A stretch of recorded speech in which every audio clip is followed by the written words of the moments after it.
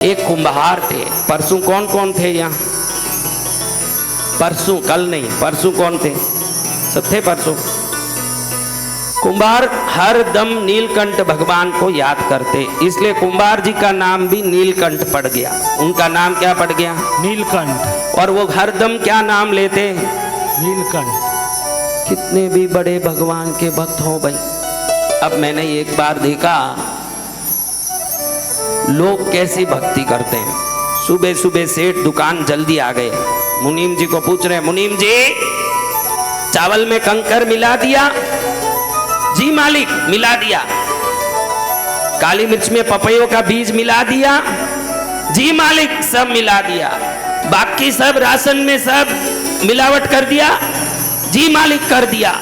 अरे मैं इसीलिए जल्दी जल्दी चिंता में आया कि तुमने कोई मिलावट किया या नहीं, क्योंकि मुझे मंदिर अर्जेंट जाना है, वहां राम भजन करने जाना है। मैं सोचा पूछ के फिर जाऊं, अभी मैं आराम से भजन में लगूंगा।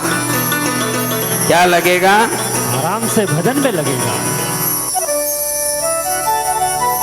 ये भजन न होए गोपाला, ये भजन न होए गोपाला। इसलिए आप ध्यान रखिए, आप कितनी पूजा पाठ में आ रहे हैं महत्वपूर्ण नहीं है, कितना विश्वास और ईमानदारी रखते हो ये बहुत महत्वपूर्ण है। आपके पास ईमानदारी कितनी है, विश्वास कितना है? शिव दरबार में आ गई, अब मेरे कोई चिंता रह नहीं सकती, ये विश्वास है। शिव दरबार में आ गए, हम पापी नहीं रह सकते, ये ईमानदारी है। दोनों आना चाहिए। ईमानदारी बगैर विश्वास बेकार है। भगवान पर विश्वास कर रहा है, दुकान में मुनीम जी को कह रहा मिलावट हो गई कि नहीं, ये भी कोई भक्ति है? विश्वास भी उतनी रखो कि भगवान प्रसन्न हो, ईमानदारी उतनी रखो कि भगवान दर्शन दें, ये दोनों बात होनी चाहिए। बोलिए भक्तवत्सल भगवान की। अब नीलकंठ जी के भक्त तो रहे, लेकिन एक सुंदर वेश्या पर उनका दिमाग लग गया। आपने देखा, उसी दिन कहा।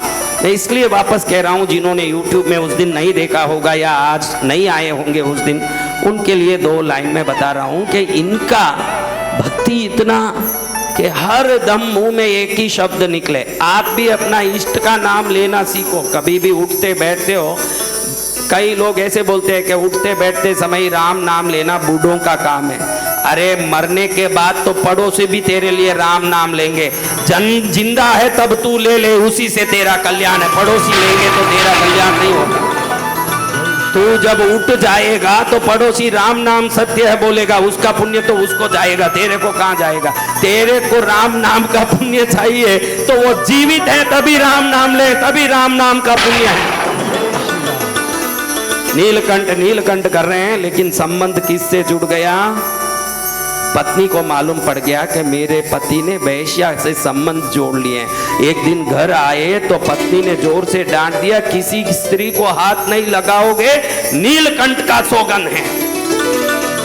जब भगवान का सौगंध हुआ चौंक गए कुंभार जी, लेकिन सोचा कि किसी भी स्त्री को बोला तो मेरी पत्नी भी उसमें आ गई। एकदम जवान उम्र में पत्नी को हाथ लगाना छोड़ दिया, स्पर्श नहीं करते थे।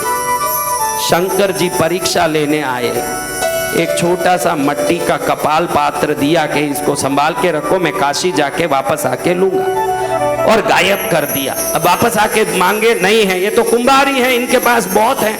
एक दिया, वो बोले मेरा ही मेरे को चाहिए। पंचों में पंचायत हुआ, और ये शंकर जी आए हैं एक संत के रूप में। वो कहें कि ये अपनी पत्नी को हाथ लगा के बोले कि मैंने नहीं लिया तब मैं मानू। वहां तक हमने सुना कि नहीं? अब आगे क्या हुआ? संत जी के सामने विचार में पड़ गए नीलकंठ जी कि मैं जिसको जीवन भर नहीं स्पर्श करूंगा ऐसे शपथ लिया, उसमें समस्त स्त्री जाति आ गई, उसमें इसको कैसे स्पर्श करूं? तो पंचों के सामने, संत जी के सामने नीलकंठ कुंभार ने कहा कि मैं किसी भी स्त्री को हाथ नहीं लगाऊंगा, ऐसे शपथ ले लिया।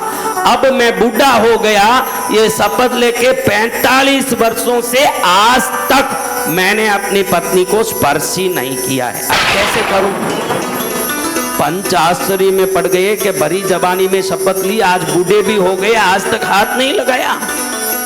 बड़ा आश्चर्य है। देखो, आग और रुई दूर दूर रहें, आग और रुई और अग्नि नहीं लगे, ये कोई बड़ी बात नहीं है। अग्नि में ही रुई पड़ी हो फिर भी अग्नि नहीं लगे, ये बहुत बड़ी बात है।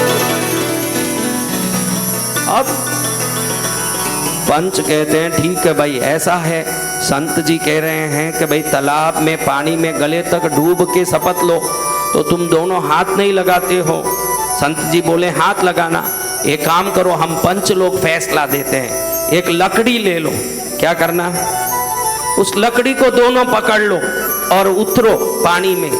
दोनों पकड़े हुए होने से दोनों का स्पर्श हो जाएगा, दोनों दूर दूर हो ये भी हो जाएगा, तुम्हारा भी काम हो जाएगा, संतों का भी कहना ठीक हो जाएगा। नीलकंठ जी को सही लगा। पानी में ये लकड़ी को लेके दोनों पानी में उतरे, एकदम बूढ़े पानी में ऐसे डूब रहे हैं, मरने की टाइम आ गई। शादी होते ही तीसरे दिन ये शपथ लिया, न बच्चे न बाल बच्चे, पूरी जिंदगी ब्रह्मचर्य में बिताया। इतने बड़े शिव के भक्त, शिव के नाम को शपथ में लेने के कारण जिंदगी भर किसी स्त्री को हाथ नहीं लगाया। उसी घर में स्त्री साथ ही सोती थी, उसको कभी हाथ नहीं लगाया। ऐसे नीलकंठ जी ने हाथ में लकड़ी लेके धीरे से पानी में डूबे। अब पानी इतना ठंडा, बुढ़ापा इतना, दोनों का बहुत जूझ रहे हैं, लेकिन ध्यान रख रहे हैं कि कंपन में कहीं एक दूसरे का हाथ न लग जाए, शपथ न टूट जाए। जैसे ही इस भाव को लेके जूझ रहे हैं, गले तक जब पानी आई, सामने शंकर प्रकट हुए। भगवान शंकर प्रकट होके कहते हैं तू मेरे परम भक्तों में है। पहले तो तू जो भी घड़ा बनाता था, पहला घड़ा किसी शिव भक्त को बिना मूल्य निशुल्क देता था। शादी हुई तीसरे दिन तूने मेरे नाम के कारण स्त्री को हाथ लगाने का छोड़ा। दुनिया तो मेरे पास अपने बच्चे होने के लिए, अपनी शादी होने के लिए, अपने सुख के लिए आती है, और तूने मेरे लिए अपना सुख का त्याग किया। तुम दोनों को वरदान देता हूं, आज तुम दोनों पूरी जवानी मेरे लिए निकाले, तो जो जवानी मेरे लिए बीत गई वो बेकार नहीं हो सकती। आज तुम दोनों वापस 16 साल के हो जाओगे, दोनों जवान हो जाओगे, और मेरा आशीर्वाद है दोनों पति पत्नी के रूप में रह के अब जीवन बिताओ, ये मेरी आज्ञा है। और मैं तुम्हें वरदान देता हूं कि दक्षिण भारत के 1.25 लाख मंदिरों में जिन 63 मेरे खास भक्तों की मूर्तियां गुरु रूप में पूजी जाएगी, उसमें हे कुंभार तेरी मूर्ति को भी गुरु के रूप में पूरी दुनिया पूजा करेगी। तेरी भी महिमा तीनों लोकों में गूंजेगी, हर मंदिर में तेरी मूर्ति को पूरी दुनिया गुरु के रूप में पूजेगी। क्यों? क्योंकि दुनिया शंकर के पास अपनी सुख के लिए आती है। नीलकंठ कुंभार ने शंकर के लिए खुद के सुख को त्याग कर दिया। तो आज भी दक्षिण भारत में नीलकंठ कुंभार की 63 मूर्तियों में खड़ी मूर्ति हर शिव मंदिर में पूजी जाती है, गुरु के रूप में, शिव के चेले के रूप में, अपने गुरु के रूप में पूजी जाती है। ऐसे भक्त हुए शंकर के जिन्होंने सेवा और त्याग को शिव भक्ति माना। आप शिव भक्ति किसको मानते हो? भस्म लगाना, रुद्राक्ष पहनना, गंगा जल चढ़ाना, बिल्व पत्र चढ़ाना, इसको शिव भक्ति मानते हो। भक्तों तो हाथ जोड़ के कहता हूं, शिव भक्ति ये नहीं है। शिव भक्ति किसी वृक्ष में निकलने वाले बिल्व पत्र से या रुद्राक्ष से या किसी धरती से निकलने वाले राख से नहीं, दिल के त्याग से और सेवा से शिव भक्ति होती है, वही असली शिव भक्ति। ये 63 भक्तों में एक पर भी शिव प्रसन्न उस पर नहीं हुए जो बिल्व पत्र, रुद्राक्ष या तपस्या से प्रसन्न हुए। जिनके त्याग उत्कृष्ट थी, आंख निकाल के दिया वो कन्नप्पा, उसका आपने कहानी सुना के नहीं?